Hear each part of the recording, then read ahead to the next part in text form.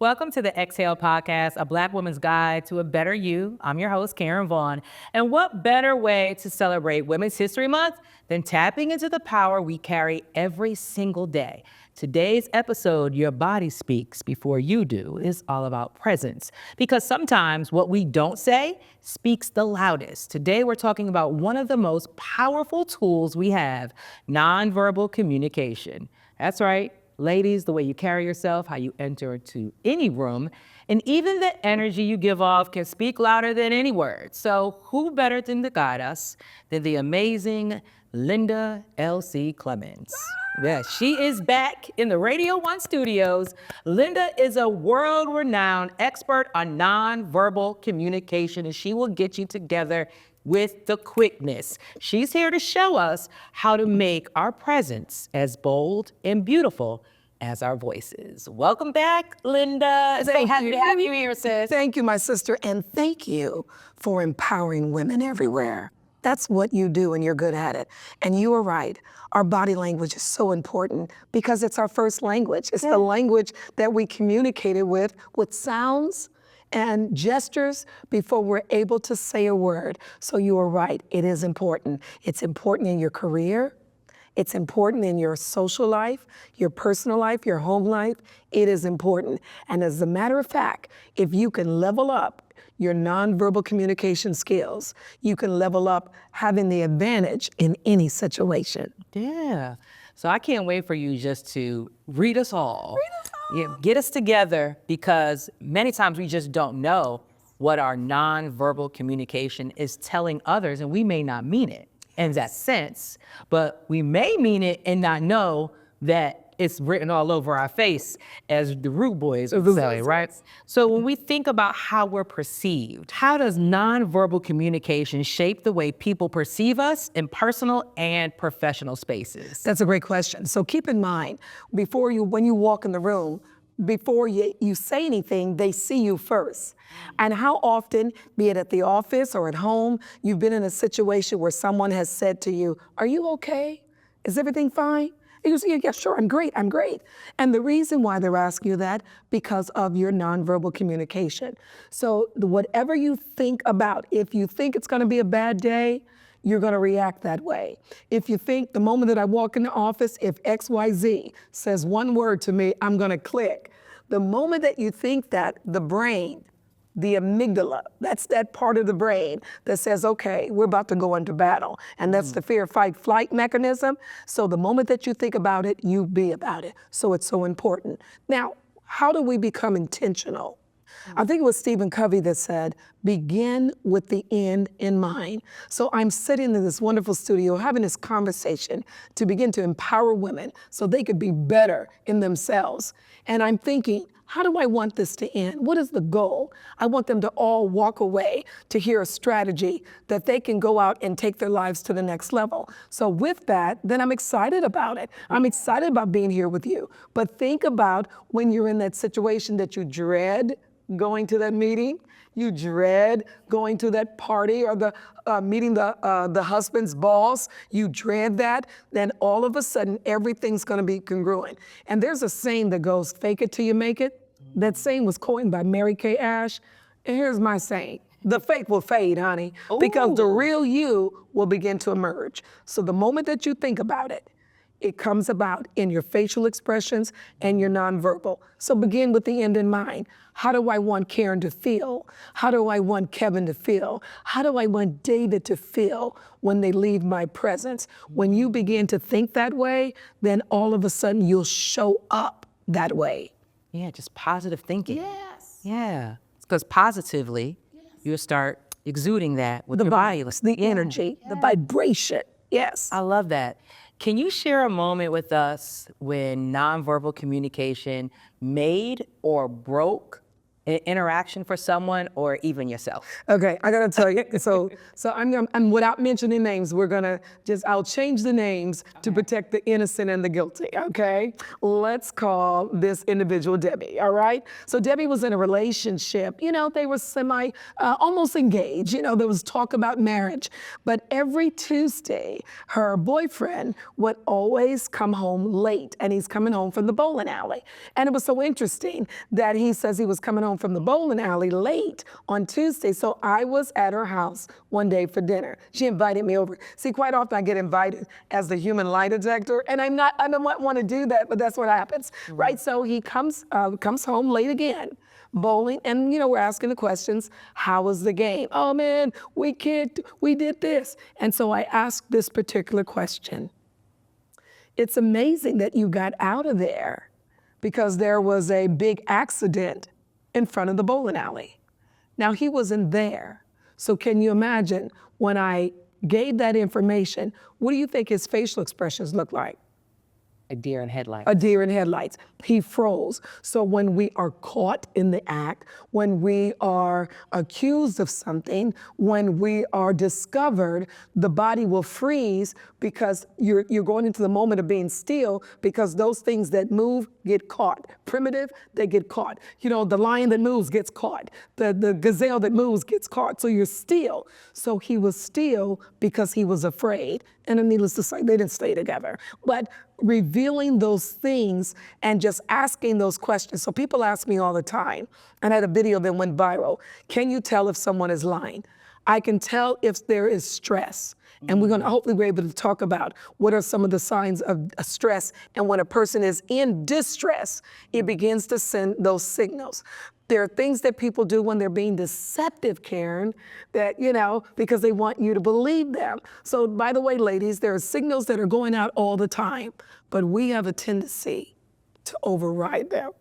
Because if you love that man, you know if you love that man. I need him in my life. I need him in my life. And you see things that your brain says, you're going to Scooby-Doo, huh? Is not right. That's your limbic system talking to you. So can we dial back to this conversation that you had with this couple? Because I have a couple of questions. Okay, you got a couple of questions. Okay, so as he was explaining his time at the bowling alley, Right. were there any indications that you didn't believe that he was really there to spawn the question that you asked about the accident? And then my second question is, was there really an accident? Okay, there was no accident, right? So I'm gonna confess, look at my hands, okay? When people are being authentic, telling the truth, and they'll show their palms. Studies show it's very difficult to lie or be deceptive for a long period of time and expose your palms unless you're a sociopath or a psychopath. So so for example, say you accuse me of something. Did you take the flowers? No, I didn't do it. Did you take the cookie? No, I didn't do it. But if I took the cookie, what cookie? Hands don't go up, hands are hidden. So here's what was taking place, and listen very carefully. In nonverbal communication, here's your blueprint. There was a study that was done well over 50 years ago by Dr. Maharabian out of UCLA. And in the study, he found that our words are 7% of our communication. So can I think about 7%? So 7% is this. 7% are the words powerful or are they powerless? Passionate or passive? Poison or potent? 7%. Every actor in Hollywood is waiting for the script with the right words. And once the words are out, you cannot retrieve them. 7%. 38% is tonality. There's a saying that goes, it's not what you say, but how you say it, right? But I'm gonna do a remix. It's not what you say or how you say it, it's what they hear. And 55% is nonverbal. Now, why am I telling you all this? If all three don't agree, then there's a disconnect in the message between you and me. So what if I go like this? Oh, Karen, I'm so excited to be here. Oh, to be able to empower these women. My words are saying one thing. The tone is saying something else. And the body language, I'm closing off a power zone, which is my heart. So guess what, Karen? His words and his tone and his body language didn't match. So you knew to come with the next question. Yes. Okay, all right. Ladies. Don't try this at home. Or try this at home if you want to know the truth. If you want to know the truth. If you want to know the truth. So, and let's talk about this, our sisters, for women of color. What are some unique challenges or misconceptions about our body language and presence in the professional environment that we may need to be more mindful of? So RBF, you know what that is, okay? The resting, I won't say the word, the resting B face. So it's that look that women often have when, why am I The here? no nonsense The look. no nonsense, not tolerated, or why am I here? Why does this person have the position? So when you have that look on your face, it's not inviting, it's a disconnect look. It's an indifference look. It's a look that I don't really want to be bothered. So what happens in corporate America, because Black women can be passionate, they can be excited, they have their emotions, it quite often shows on their face. And when they share the information, they go into it with their whole body and their hands. Often people from other cultures can misread that. So look, I'm passionate. Why aren't we doing this? Why aren't we meeting our goal? It could come across angry when in essence it's my passion level, and people often misread that. And so when that happens to us, then we retreat. So being aware of your facial expressions is critical. Why is it important? Because you want to invite people in. So Karen, have you ever been in a situation where you're sharing with someone, you're talking with someone, and they're looking at you like this? Some of you call it the poker face. And it goes like, So do you want to do this? Okay, so that individual, what if they're a kinesthetic communicator? That's the word, kinesthetic communicator. That means, wow, I went into Karen's office and I was sharing with her my idea. She acted like she didn't care. You know, it may not be that. You may be just internalizing and listening to every bit of information, listening to every data, and you're going like this, Now, you may be skeptical, but there's no read on you, so people feel that you don't care, that you're indifferent. So why is that important? We need to do facial validation. Wow, like you just did. Okay. Like you just did. Facial confirmation. Girl, I got you. Right. Oh, that's and we're really good. Yes. We're not doing that. Or like, Okay. We're gonna hold on to that. We're gonna hold on, ladies. That's a point. Write that one down. What are some simple ways that we can project confidence non-verbally, even when we don't feel confident on the inside, like walking into an event or walking into the room with your, new significant other to their family, or you're about to do a huge presentation at work and you're just feeling a little like, ooh, I'm not sure. How do you still exude confidence? Okay, so key thing. I want you to remember, and everyone out there listening, open, eye, lean, and being. So when I say open, that means body language open, eyes wide open, facial expressions open, having an open posture, open eye contact. In the United States, eye contact is acceptable 68 to 85% of the time when we do business. When we don't have eye contact or meet someone, something's going on. They must be trying to hide something, or they're a little shifty. That's what we think in the US. Now, if it's with other cultures, like Japanese cultures, they don't look directly in the eye. It's deemed disrespectful. They look at the suprasternal notch. So for the ladies, listen up. Open body language. Open. Facial expressions open. Eye contact, pleased to meet you, looking directly in the eye. Lean, so we're sitting here. So if I'm interested in what you're saying and you're interested in what I'm saying and what I'm about to say, if it's juicy, what are you gonna do with your body language? Lean in. So when we lean in, we have a tendency to lean towards things that we like, that we're curious about, we have an interest in. So like I'm single. If I'm sitting on the plane and someone sits beside me that are, could be, maybe just came from the gym and was about to miss his flight. Guess what my body language is gonna do? Lean away. But if I'm sitting beside somebody and they look like Michael B. Jordan. So open eye, lean, and the being is the being that you have, the being that I have, the lights around us. It's the internal light that you have in, that inner glow that shines when someone is in your presence. You know that when we're sick and feeling ill, or there's an ashen look over our face, a dull look, because we're sick. But girl, when you are at your best self, like when you're coming from the gym and you're feeling good, you look, there's a glow. Yeah. And that's that beam, that inner glow. Okay. Open eye, lean, and be. Open eye, lean, and be. Okay, write that one down too. So, we're gonna take those pointers. All right, all right. What type of quick adjustment can women make, like right now, with their posture or gestures to immediately boost their presence? Absolutely. So I'm gonna go back to the lean. So let's just say you're in a meeting. You're in a meeting and your boss is sharing information and everyone else is thinking same old thing. Here comes the changes. Simply by sitting at the edge of your seat. And by the way, if you're gonna go for an interview, that's critical. Sitting at the edge of your seat, and it's called seat ready, S-E-A-T, ready. So how many times you go to a great movie and says, oh my gosh, the movie was so good, I was sitting at the edge of my seat. So just say if you're doing an interview and you're pitching your idea and you're at the edge of your seat, it's like, oh, I'm so excited, I'm about to run towards this thing. The other thing that you can do is definitely to make sure that your power zones are open. That's the throat area. The throat area, see that little dip there that we have? It's called the suprasternal notch.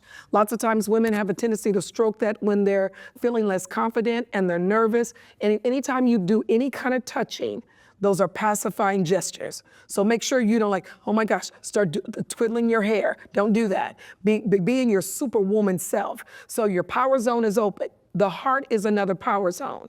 How many times has someone said something to you and you don't agree with it? Or they're asking you to do something? I'm not gonna do it. You fold the arms. Children do it. Eat your vegetables. No. Make up your bed. No. So when you fold your arms, you're cutting off a power zone, Karen. And that's the heart. You're shutting the door. You're shutting the door. And the other area is the belly button. Okay. The navel, the connection. So like I'm talking to you, but can you tell when I'm done, when I go like, I just cut. You're over. I just cut the umbilical cord, the invisible umbilical cord. So when you talk about just leaning in and eye contact and all the things, right? What if someone's like cold and they just fold their arms because they're cold, but they're sending a message of being closed off? So can we talk about some of the things that we may do to where we're not closing off so we could be mindful about it moving forward? Because that's not what we're portraying, Right. but non-verbally we are. Karen, that is so good, especially when you said they may be cold. So in reading body language, I'm gonna give them a crash course. Y'all ready? Y'all ready? Here's a crash course. When reading body language, you first want to make sure you know a person's baseline. So everybody out there say baseline, write it down. Baseline. So think of baseball, baseline.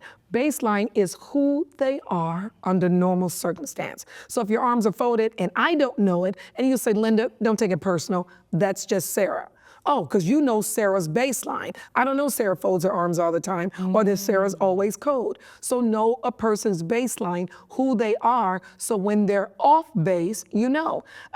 Think about if you have children. You have a son, right? So just think about if the child comes in from school, takes off the backpack on Monday, puts it down, goes to the refrigerator, then gets on the computer. He does it on Monday. He does it on Tuesday. But Wednesday, he doesn't do it. You go, Thursday, he doesn't do it. He's off base because his baseline, the child does it every single day. So know a person's baseline.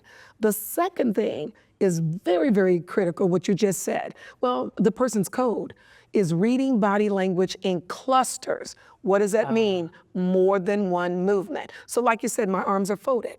And then someone's gonna think, well, she's closed off, and they leave the room. But they miss when I do this. Whoo. And then they miss the third movement when someone brings me a jacket.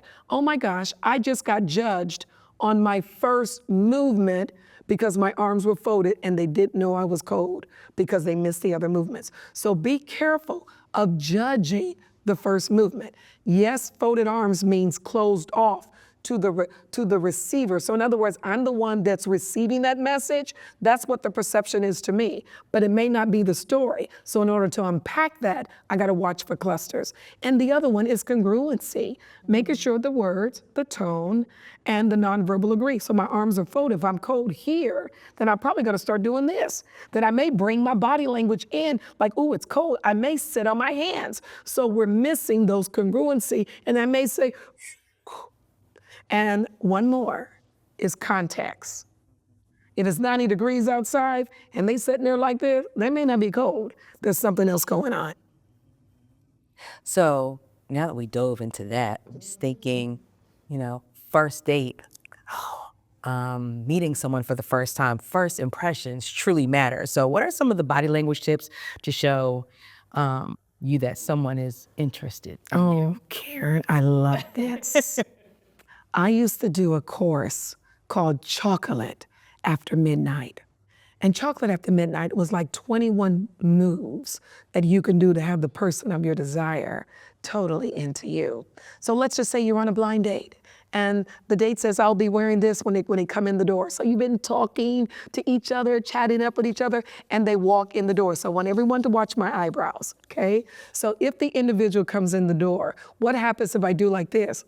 Oh, is that him? So I'm thinking in my head, is that him? What do you think just the eyebrow signal will send to that individual? It's a negative, like something's wrong with me. But what if I did the eyebrow flash, where the eyebrows go up? See, eyebrows go up. That means the pupils are dilated. I'm excited to see you. Eyebrows go up. So the eyebrow flash goes up when we're excited, surprised, curious, welcome that in. What happens when you tell a kid they're gonna go see Mickey? Yay! Everything goes up. So everything, not just the eyebrows. If you're sitting there and you see Mr. Right, or potential Mr. Right, or Miss Right come in the door, you wanna elevate. You wanna defy gravity. See what I just did? And that's Do we the want to risk. tell too much, or do we want to have a little poker face? Sure. No, you don't want to have the poker face. Yes, you're excited because men want that feeling. Think about that. Yes. Because quite often certain women are looking for a certain thing, judging a certain profession. You know, it could be a hardworking man, but we're looking for the shot caller, big baller. But yet that man could be your Boaz, waiting for you. I want him to get me at hello. Okay. Quick move. Okay, so you're at your first date. Yes. You have welcomed him or her in. What are some cues that you can watch from them? Right. Like while you're having dinner, conversation, and so on and so forth. So let's say you're at the restaurant, right? And you're looking at the menu. And let's say you selected the restaurant. Let's say you wanted to meet at Chouchou Poupou Chez La Vie. So we're at Chouchou Poupou. And he's sitting there and he picks up the menu. Watch me now. He picks up the menu at Chouchou Poupou Chez La Vie. And all of a sudden he goes, taken aback. So now that tells you something right there. He didn't say a word. Now he wasn't looking at the Peking duck. He was looking at the prizes. Yeah. So he was taken aback. So that tells you something right there. And let's say he makes a comment like, and he keeps looking at the menu and he folds it over. He keeps looking at the menu and he folds it over. Look at those nonverbal cues right there. And then, so now you take the cue, you're thinking, man, I wonder if he can afford it or not. Or it says, hey, since it's a first date, let's just go Dutch. Just go Dutch. And then all of a sudden you see this happen. Look, he just did it. You remember those days, right?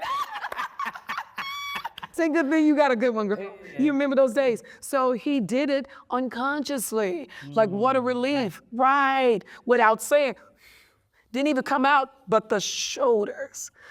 Relief. And it's just the watching. Because see, here's the deal. Those nonverbal cues can help you make $1 million moves. We like that. We like them. We like $1 million moves, personally and professionally. Yes. So, in relationships, how can a couple improve their communication and nonverbal communication, especially during disagreement? Yes. So one of the things that I suggest for all couples to do is to get on an agreement of when things get a little heated, what would be your code word for timeout. That's critical for timeout because it allows each one of you to get out the tension, get out that bad energy, what your timeout is, and you agree on that it ceases right there. Okay. Now what happens is that let's say that the woman wants to get it out. And let's say the husband, it could be vice versa, had a bad day at work, already got beat on by the boss, not meeting the quotas, and then all of a sudden you come in and there's a debate on something that's happening, and he gives the code word, and he might have been in the wrong, didn't get the car fixed, didn't do this, but he can't take it anymore, and he gives you an early timeout. You have to honor and respect that. Yeah. If you don't, you went past the boundaries. And so when he goes like this, watch this, ladies, head going down, okay? And all of a sudden, he wipes the ear, he just pulls the ear, okay? When you see that movement there, when we begin to yak, yak, yak, yak, you see that movement there, it's like, I can't hear you right now. Toning out. He's right. He's tuning you out right there. And you'll see people in meetings that go, ooh, we have a tendency to do that or put our hands this way. That's the first signal. That's the first signal. And when he looks at you and just looks away, and he looks at you and maybe do an eye roll, especially if you see a man do an eye roll, women normally do the eye roll. That's dismissal. So when you see those signs, don't push beyond the boundaries. You can change it by changing the tone. You can change it by changing the tone and simply a shoulder rub, just a touch on the shoulder. We'll talk later. Could mean the world. See, you felt it. Yeah, it was nice. So you felt that. Yeah. But we would know, I want to get mine out of the way. No. I've been waiting all day. All that. And there's been a room. We know us well. We're ladies well. We know that. Yeah, but I like the shoulder rub. Just to say, you know what? It's a great identifier as I recognize the space that you're in right now. But no, we are going to have a conversation later. But he could wait. Yeah, but it Who else is coming? It could wait. It could wait, It could wait. Yeah. Because we don't know the other story that took place at work. We don't know everything that took place and now you.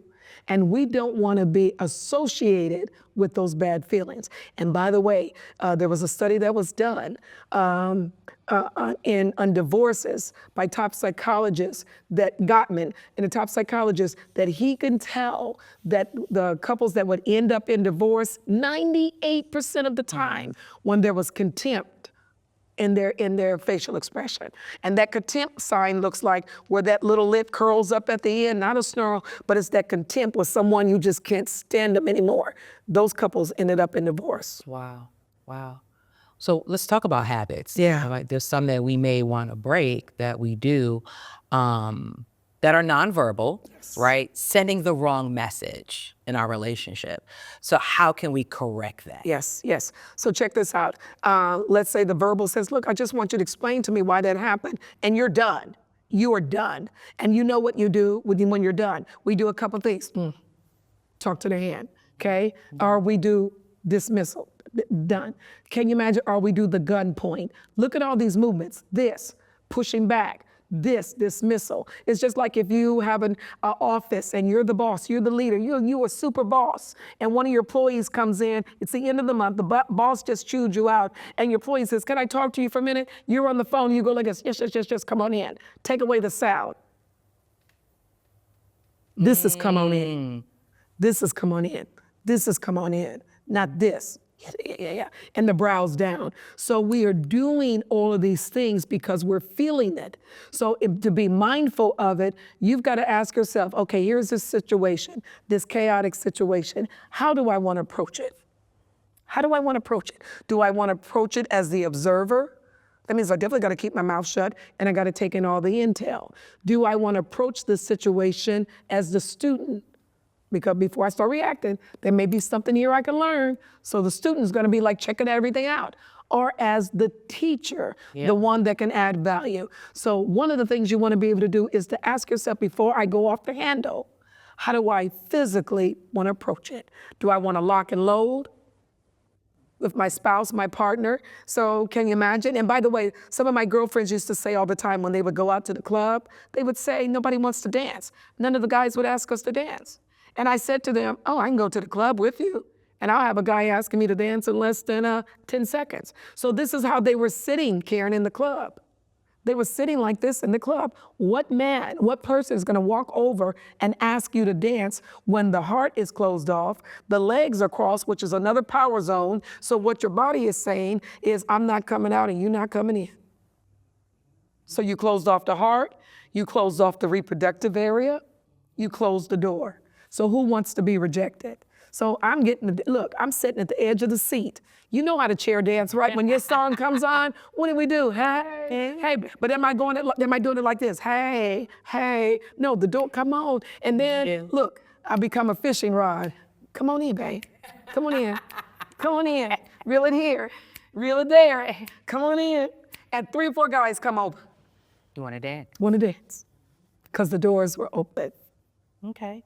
and keeping the door open.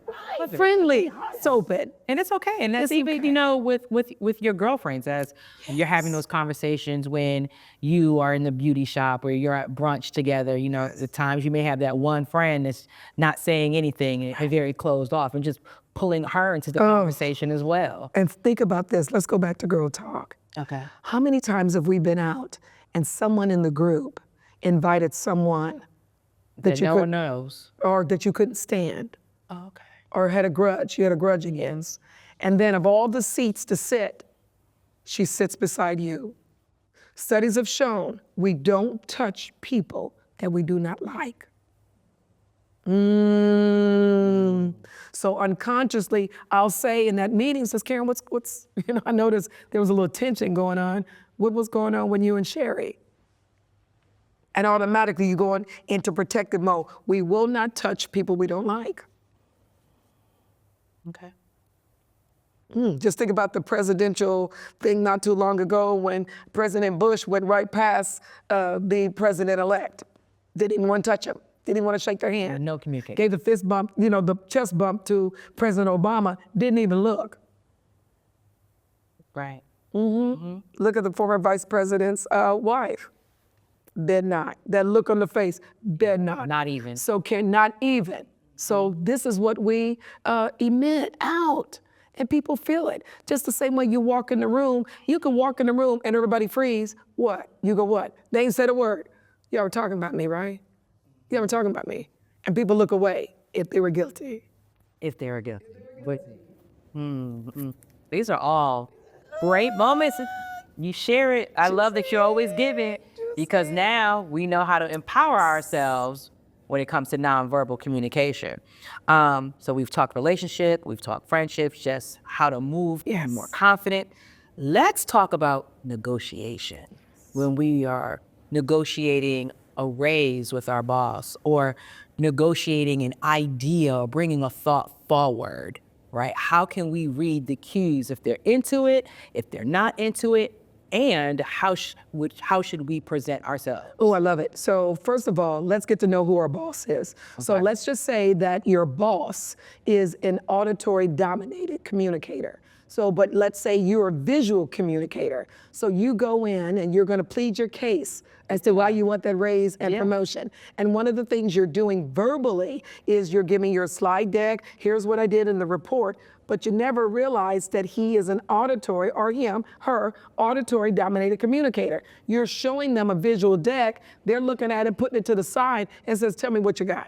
Tell me what you need. So you're not speaking their language, first off, right? So even when you go in, even where you sit is critical. So let's say you're gonna ask for money, or gonna plead a case, or you are wanting to hire someone and there's a hire freeze, but this person is valuable and you wanna plead the case as to what that individual could bring to the company. And it depends where you're sitting. So if you're sitting on their left side, left ear, right brain.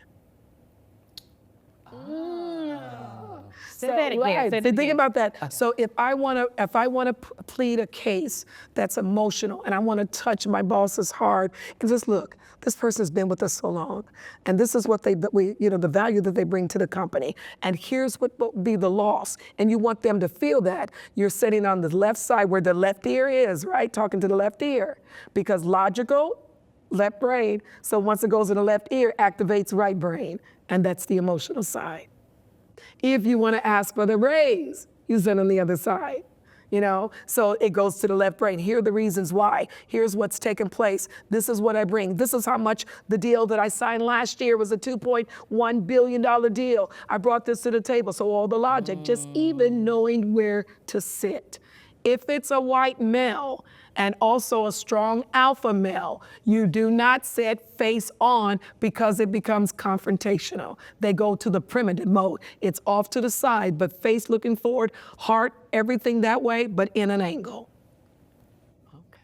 Oh, this is deep. Oh, you getting us on game. This is deep. This is deep. So we all have a weak side and a strong side. Have you ever been in a situation, and ladies, I want you to think about this, when someone comes up from behind you and they decide to stand on one side, if it's your weak side, do you know you unconsciously go, like that, because it's your weak side. That's your primitive limbic system kicking in to go into protective mode. And especially if someone you don't like, you will subtly take a step to the side to get away from that person. Okay. What's the angle with a female boss? So the angle with the female boss, if you have an alpha boss, strong personality, if you have a boss that's direct, they don't want to hear the Oprah version of the story. So in other words, you'll say, Linda, how was your weekend? So let's say you're the direct boss and you're going like this. You're multitasking. Linda, how's your weekend? Okay, you're just doing a formality. You're listening for fine. And I go, oh my gosh, you're not gonna believe what happened. My dog. Well, you asked the question. Right, you asked the question, but if I'm kinesthetic and the person that likes to tell the story, oh gosh, my dog Fifi, and it's driving you crazy because you don't wanna hear all that. You don't wanna hear that Fifi ran away. You don't want to hear that Fifi got hit by a truck. You say, just tell me the dog is dead. Get to the point. So when you are not communicating with the direct person in the way they communicate, they get frustrated and they're speeding ahead in the mind. Get to the point, get to the point. How do you know? The eyes go up. Get to the point, get to the point. And they're just looking at you like, will you please shut up? Will you please shut up? Will you please get to the point? And we are not realizing that, and we're missing those cues.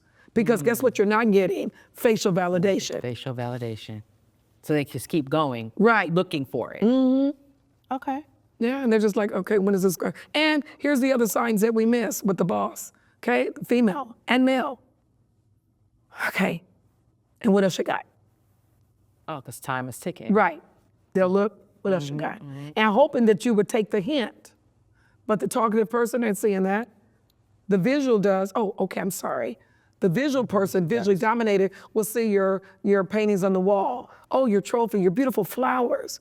They'll see, oh, those carnations or this. They'll see that. The auditory person just walking in, if you're playing music, man, that's my jam. And the kinesthetic person, if you're that direct boss and you bring the kinesthetic person in, say, Linda, can I see you? And you shut the door. They think they're in trouble. They think they're in trouble. Or you just wanted to give privacy. Right. These are little bitty things we've got to be. I mean, but by the way, it'll have you be a super boss. It'll have you be a super communicator. It'll have you having the edge in any situation because you could sit and read a room and know who's in the deal. You're in tune. So, I'm thinking about authenticity and the role that it plays in nonverbal communication and building relationships, right? So this is professional or personal, wanting to build a better relationship with someone. Maybe it's at work, maybe it's another manager, maybe it's a coworker, right? How can we use our nonverbal communication to help with building that relationship? That's so good, Karen. So let's think of the word tap. Tap, okay? Think of tap dance, tap water, tap. When you, and the T represents truthful.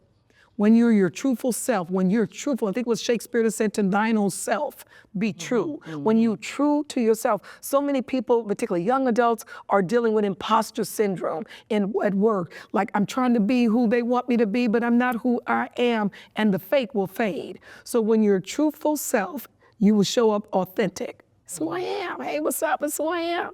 Truthful, authentic, and then it shows up in the proof. Now the key is the consistency. You know what? Hey, she's like that with everyone. He's like that with everyone because that's who you are, right? And the worst thing that can happen for any leader, that you exude a posture, a position of being a leader that's for the people. Watch this. So let's say I had a jacket on and there's gonna be some changes in the company. I've got my suit jacket on, this is for the men as well, but to the ladies, you got your suit jacket on and you say to your team, we're in this together. Watch this, we're in this together. We're gonna roll up our sleeves and we're gonna work.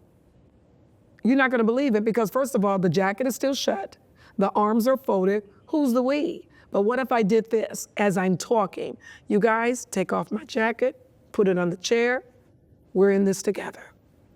See, I just rolled up my sleeves. So I didn't say that I'm rolling up my sleeves just by me doing this. Oh, they're thinking, she ready to work. She getting in here with us. And quite often, leaders will talk the talk, but the walk doesn't match. My granny used to say, I don't want to hear a sermon. I want to see one. Show me. Show Me. me. So the one thing that you do show us is our authentic self. So I've seen you in various rooms when you're on panels and you're speaking and you're educating us just the way that you always do and just the way that you're doing now. But then you take it a step further. And what Linda does is she finds someone in the room. I don't even know them, right? She doesn't even know them. And she starts reading their body language. And one thing that I noticed with that, there are some people that want you to read their body language and they lean in. And the others are like, ooh, right? But you're so on point. When did you discover or realized doing that kind of adds to the experience of understanding nonverbal communication? Because I've seen you do it, it's awesome, but what made you start doing it? I love this because what you said is the one thing that separates me from all the other body language experts out there. Because normally in body language, the person has to be talking with their body. That's movement. And I'm able to do a still read because I'm 100% present in their presence. So I'm looking and noticing micro expressions. So let's say you have a wonderful panel of speakers. I'm scanning the room and you're talking on a topic of, let's say, infidelity. You're talking on a topic of getting promotions. And then the person that would hit a nerve with, they're gonna react. And they react unconsciously. Because I'm 100% present in their presence, I see those micro expressions. It's those quick movements. So what do you think about the new boss? What do you think about the new director? They're right. Okay, see, I have that lip compression. See, you're about to bite your tongue, so you have to temper what you're gonna say. So I'm gonna ask you later on, do you really think the new boss is gonna work out? And then you see, because based on that movement. So when I do that, and you've seen it happen, I get accused quite often of being psychic. I get accused of says, oh my gosh. For being present. Just from being present. So I think at one event, I had volunteers come up in front of a room. And I said, first of all, let's give them a big round of applause for being brave enough to volunteer. And I said to them, I'm gonna count to 3. And I need you to listen to me very carefully. And it's important that you follow the instructions. I'm gonna count to 3 and I want you to freeze. I don't want you to move. You can breathe, but I don't want you to move. Because if you move, you start talking with your body language. So I count to 3. And then I'll go down the row and read the body language of each person. And I'll begin to ask a question. I'll say, are you a caregiver of someone? Okay, all of a sudden, just like you do, they can't, remember I told them not to move, they can't help it. And when they begin to move, it's called leakage. Their body's beginning to talk, they're trying to hold back. And so they begin to move. And I said, may I ask you, is it your mother? And they'll say, oh my gosh, how did you know? Or is it a female, or a grandmother, or an aunt, or a sister, how did you know? Because one side of the body represents the feminine, the other side represents the masculine, based on how they're leaning and they're standing. And then all of a sudden someone will break down because they're carrying the weight of having to. And so we miss these things. So how dare you be a boss of a team? How dare you be a leader of a team, Karen, and not know the baseline when something's not right with your producer, with your team? How dare you not know, be around someone and know their baseline has changed because perhaps something might have happened in their family or they might have received bad news. So when we are able to do that and be that present, can you imagine how it would take our EQ, our emotional intelligence, our relationship intelligence, how that takes it to the next level? Then at that moment, when you're able to see the best in someone, or when they're going through someone, you become a people magnet. People are drawn towards you. And guess what? You can also become a love magnet as well to the single people out there. I love it. Yes, a love magnet, a people magnet. Yes. And that's overall, when you think of that, just living through life, who wants to live through life closed off? Yes. Right? Yes. And you want people drawn to you because by nature, we don't want to be alone. We want people around us. That's part of Maslow's hierarchy of needs, as those social needs that we have. And so you want to draw people to you. We know that there are people that are in our lives, when we see them coming, you want to go the other way because of the way they make you feel in their presence at that moment. Either they're always negative, nothing's ever right. And by the way, even to the young people, for those that got young adults out there, when they're going off to college, even how they sit determines how they're going to learn.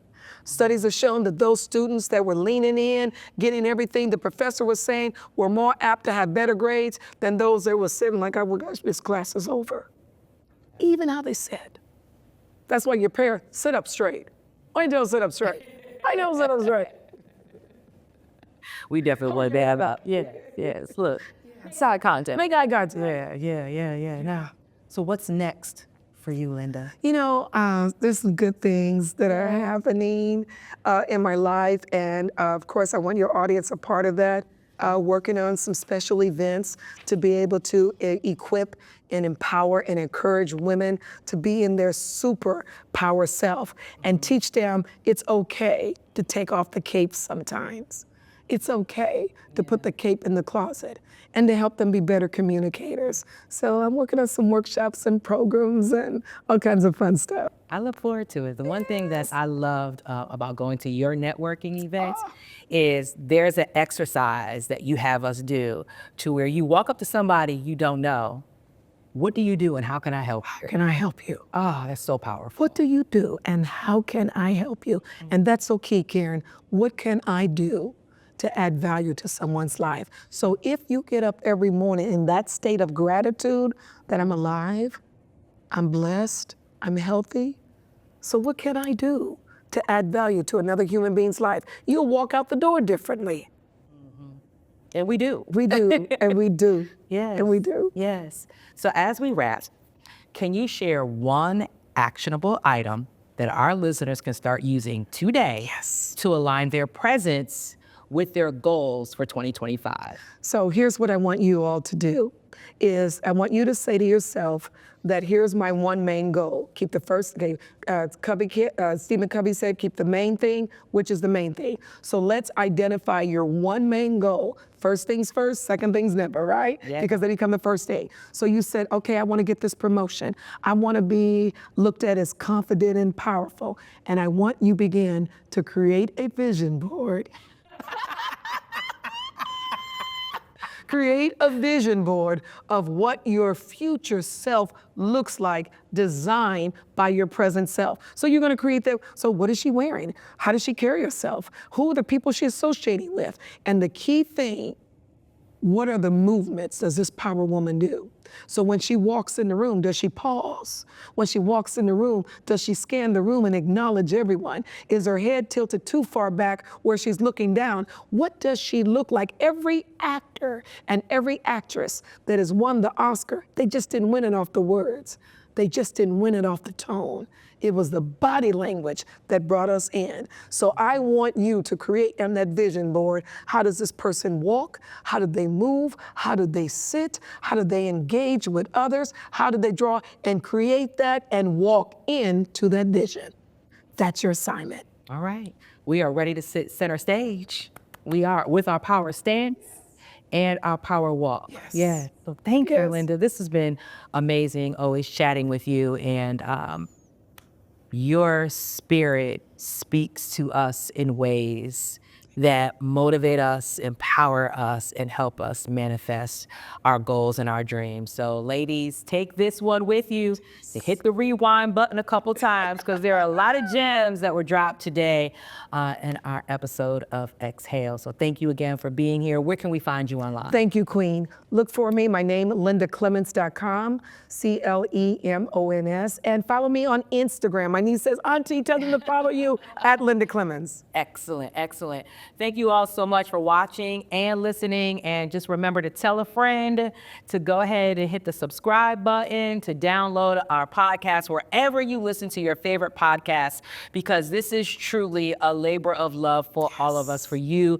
to truly become a better you. And like Linda said, take the cape off and exhale. Have a great one. Yes.